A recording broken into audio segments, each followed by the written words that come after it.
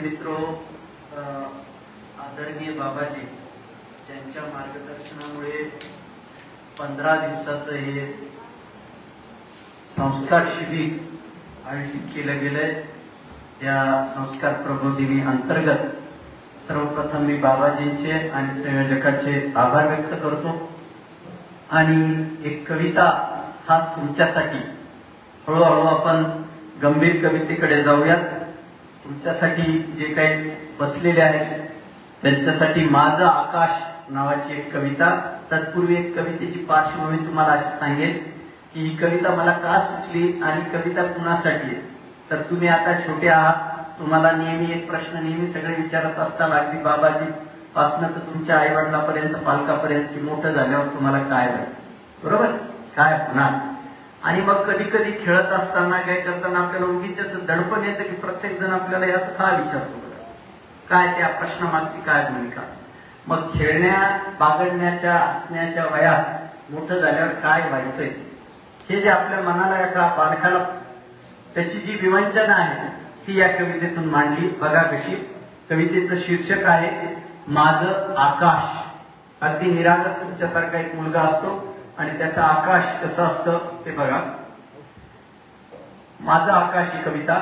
मोठं झाल्यावर काय व्हायचं सगळेच का विचारतात राव। मोठं झाल्यावर काय व्हायचं सगळेच का विचारतात राव। सांगत नाही पटकन कुणाला, खातो मीही मग थोडा भाव। आपण सांगत नाही कुणाला, मोठे झाल्यावर काय व्हायचं सगळेच का विचारतात राव। सांगत नाही पटकन कुणाला, खातोही मी मग थोडा भाव। बाबा म्हणतात बेटा माझा होईल डॉक्टर। बाबा म्हणतात बेटा, बाबा म्हणजे हे बाबा नाही वडील, बाबा म्हणतात बेटा माझा होईल डॉक्टर। तेव्हा मी खेळत असतो माझं छोटं ट्रॅक्टर। बाबा म्हणतात बेटा माझा होईल डॉक्टर, तेव्हा मी खेळत असतो माझं छोटं ट्रॅक्टर। सारवताना आई म्हणते, आता बऱ्याच जणांकडे सारवणं नसेल परंतु ग्रामीण भागात सारवून घ्यायचे शेणा। सारवताना आई म्हणते वकील होईल माझं लेकरू। सारवताना आई म्हणते वकीलच होईल माझं लेकरू। बघून माझ्याकडे तेव्हा हसतं गोठ्यातलं कोकरू। सारवताना आई म्हणते वकीलच होईल माझं लेकरू। बघून माझ्याकडे तेव्हा हसतं गोठ्यातील कोकरू। इवला इवला मोती आमचा। आता मोती कशाचं नाव आहे सांगायची गरज नाही, भारतात माहिती आहे, अख्ख्या भारतात मोती दोनच गोष्टीचं नाव आहे भारतात। एक मोती साबण जे दिवाळीला आपण लावतो आणि दुसरं कुत्र्याचं, बरोबर। इवला इवला मोती आमचा मला खूप आवडतो। खान पान सारं त्याचं मीच तर निवडतो। अगदी कुत्र्याचा, आपल्याला कुत्रा पाळलेला असतो कधी ना कधी, प्रत्येकानं कुत्र्याचं पिलू पाळलेलं असतं। इवला इवला मोती आमचा मला खूप आवडतो। खान पान सारं त्याचं मीच तर निवडतो।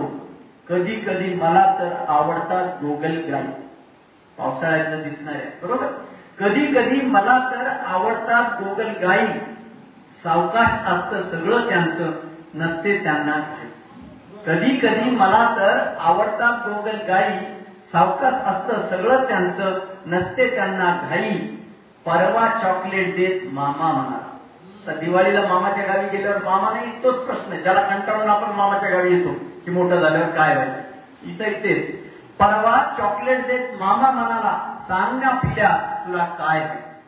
परवा चॉकलेट देत मामा म्हणाला, सांग ना पिल्या तुला काय व्हायचं। मी म्हणालो मामूला, मी म्हणालो मामूला, मी लावलेल्या कोळीचा आंबा होताना पाहायचंय। मी लावलेल्या कोळीचा मला आंबा होताना पाहायचंय। धन्यवाद।